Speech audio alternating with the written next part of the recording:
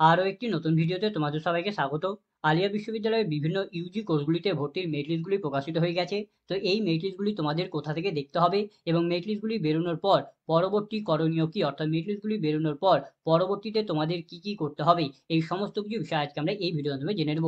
তো প্রথমে আমরা জেনে নেব যে মেরিট লিস্টগুলি তোমাদের কোথা থেকে দেখতে হবে। তো মেরিট লিস্টগুলি তোমাদের আলিয়া ইউনিভার্সিটির অফিসিয়াল ওয়েবসাইট থেকে দেখতে হবে। এর জন্য প্রথমে তোমাকে যে কোনো একটি সার্চ ইঞ্জিন ওপেন করে নিয়ে সেখানে তোমাকে সার্চ করতে হবে আলিয়া ইউনিভার্সিটি, অথবা তুমি সার্চ করতে পারো alia.ac.in। এই বলে সার্চ করলে তোমরা এই ইউনিভার্সিটির অফিসিয়াল ওয়েবসাইটে চলে আসবে। অফিসিয়াল ওয়েবসাইটে আসার পরে এখানে তোমরা একটা অপশন পাবে, AUAT বলে অপশন পাবে, সেখানেই তোমাকে ট্যাপ করতে হবে। সেখানে ট্যাপ করলে তোমরা আলিয়া ইউনিভার্সিটির অ্যাডমিশন টেস্টের যে পেজ আছে সেই পেজে চলে আসবে। এবং এই পেজে আসার পর তোমরা যদি পেজখানি স্ক্রল আপ করো তাহলে এখানে তোমরা দেখতে পারবে আন্ডার গ্র্যাজুয়েটের বিভিন্ন বিষয়ের মেরিট লিস্টগুলি তোমাদের এখানে দিয়ে দেওয়া হয়েছে। এবং এখানে তোমাদের প্রত্যেকটি বিষয়ের মেরিট লিস্টের পাশে একটি করে ডাউনলোডের অপশন পাবে। এবং এখান থেকে তুমি যে বিষয়ের যততম মেরিট লিস্টটাকে ডাউনলোড করতে চাইছো সেই বিষয়ের পাশে থাকা যে ডাউনলোড অপশনগুলি আছে সেই ডাউনলোড অপশনগুলিতে তোমাদের ট্যাপ করতে হবে। এবং সেই ডাউনলোড অপশনগুলিতে ট্যাপ করলে তোমাদের সামনে এরকমভাবে মেরিট লিস্টগুলি ওপেন হয়ে যাবে বা এই মেরিট লিস্টগুলি ডাউনলোড হয়ে যাবে। তো মেরিট লিস্টগুলি ওপেন হওয়ার পর সেই মেরিট লিস্টে তোমরা দেখতে পাবে তোমাদের একদিকে তোমাদের সিরিয়াল নাম্বার দেওয়া আছে, তারপর এখানে তোমাদের অ্যাপ্লিকেশন নাম্বার দেওয়া আছে, তারপর এখানে তোমাদের রোল নাম্বার দেওয়া আছে, তারপর এখানে তোমাদের নাম দেওয়া আছে এবং তারপর তোমাদের এখানে র্যাঙ্ক দেওয়া আছে। তো এই সমস্ত মেরিট লিস্টগুলিতে যাদের যাদের নাম থাকবে তারা সকলেই ভর্তির জন্য সিলেক্ট হয়েছে। তো তুমি তোমার বিষয়ের মেরিট লিস্টটাকে ওপেন করে নিয়ে সেই মেরিট লিস্ট থেকে তুমি তোমার নামটাকে চেক করে নেবে। যদি তোমার সেই মেরিট লিস্টে যদি নাম থাকে তাহলে তুমি ভর্তির জন্য সিলেক্ট হয়েছো।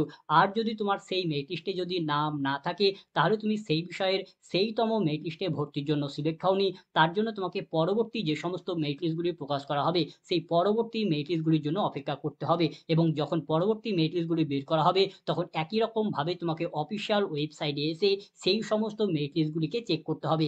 এবং তোমার যততম মেরিট লিস্টের নাম থাকবে, যদি সেই মেরিট লিস্টের নাম থাকে তাহলে তুমি সেই মেরিট লিস্টের ভর্তির জন্য সিলেক্ট হবে। তো তোমাদের যদি মেরিট লিস্টে যদি নাম থাকে তাহলে তারপর তোমাদের কি কি করতে হবে। তো মেরিট লিস্টে যদি তোমাদের নাম থাকে তাহলে তোমরা ভর্তির জন্য সিলেক্ট হয়েছো। এখন তোমরা যদি ভর্তি নিতে চাও সেই বিষয়ে, তাহলে সেই বিষয়ে ভর্তির যে অ্যাডমিশন ফি আছে সেই অ্যাডমিশন ফিটাকে পেমেন্ট করে তোমাদের ভর্তি নিতে হবে। তো তোমাদের এই অ্যাডমিশন ফিটাকে কত দিনের মধ্যে পেমেন্ট করতে হবে। তো তুমি যে বিষয়ের যততম মেরিট লিস্টটা ওপেন করবে সেই মেরিট লিস্টের উপরেই তোমরা এখানে একটি করে বক্স সেকশন পাবে। প্রত্যেকটি মেরিট লিস্টের উপরেই তোমরা একটি করে বক্স সেকশন পাবে। তো তুমি যে বিষয়ের যততম মেরিট লিস্টটা ওপেন করবে সেই মেরিট লিস্টের উপরে যে বক্স সেকশন দেওয়া আছে সেখানে তোমাদের একটি ডেট এবং টাইম পিরিয়ড দেওয়া আছে। এবং যে ডেট এবং টাইম পিরিয়ড দেওয়া আছে সেই মেরিট লিস্টের জন্য সেই নির্দিষ্ট ডেট এবং টাইম পিরিয়ডের মধ্যে তোমাদের যে অ্যাডমিশন ফিটা থাকবে সেই অ্যাডমিশন ফিটাকে পেমেন্ট করে ভর্তি নিতে হবে। এবং এখানে তোমাদের বলে রাখি যে এখানে তোমাদের আলাদা আলাদা মেরিট লিস্টের জন্য এখানে তোমাদের আলাদা আলাদা ডেট এবং টাইম থাকতে পারে।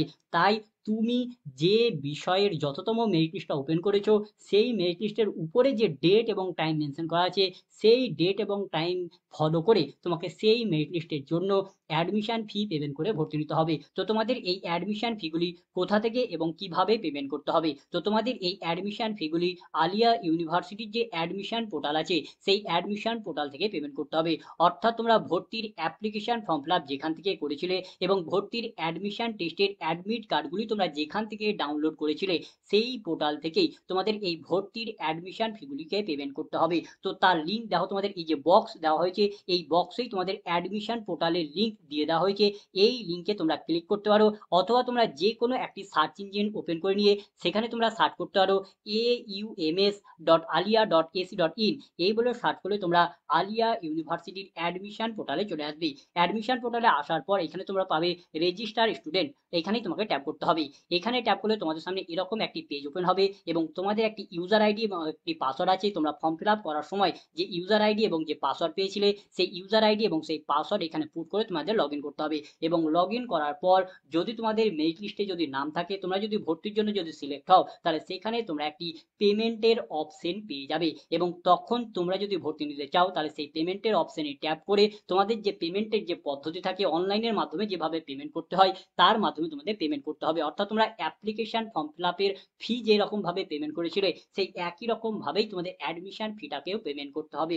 অর্থাৎ তোমরা সেখানে বিভিন্ন মোড পেয়ে যাবে, যেমন credit card, debit card, net banking, UPI ID, QR code, wallet, আরো বিভিন্ন টাইপের তোমরা মোড পেয়ে যাবে এবং সেখান থেকে তুমি যে মোডের মাধ্যমে পেমেন্ট করতে চাইছো সেটাকে সিলেক্ট করে তার ডিটেলস তোমাকে ফিল করতে হবে। ফিল করার পর তোমাকে সেই পেমেন্টটাকে কনফার্ম করতে হবে এবং পেমেন্ট কনফার্ম হওয়ার পরেই তোমাদের পেমেন্ট সাকসেসফুল হলে তোমার যে পেমেন্ট রিসিভ কপিটা থাকবে সেই রিসিভ কপিটাকে ডাউনলোড করে নিতে হবে এবং সেই রিসিভ কপি ডাউনলোড করার সঙ্গে সঙ্গে তোমার প্রভিশনাল অ্যাডমিশন কনফার্ম হয়ে যাবে এবং তোমার এই প্রভিশনাল অ্যাডমিশন কনফার্ম হয়ে যাওয়ার পর তোমাদের ডকুমেন্ট ভেরিফিকেশন করানো হবে। তো তোমাদের কবে ডকুমেন্ট ভেরিফিকেশন করানো হবে তার জন্য তোমাদের অফিসিয়াল ওয়েবসাইটে নোটিশ দিয়ে তার ডেট জানিয়ে দেওয়া হবে এবং তোমাদের অফিসিয়াল ওয়েবসাইটে যে ডেট জানানো হবে, যে বিষয়ের জন্য যে ডেট জানানো হবে সেই বিষয়ের জন্য সেই দিন তোমাদের সমস্ত প্রকার অরিজিনাল ডকুমেন্টগুলিকে নিয়ে তোমাকে যেখানে যেতে বলা হবে ডকুমেন্ট ভেরিফিকেশনের জন্য সেখানে যেতে হবে এবং সেখানে তোমার সমস্ত ডকুমেন্টগুলিকে ভেরিফাই করা হবে এবং সেখানে তোমার সমস্ত ডকুমেন্ট চেক করার পর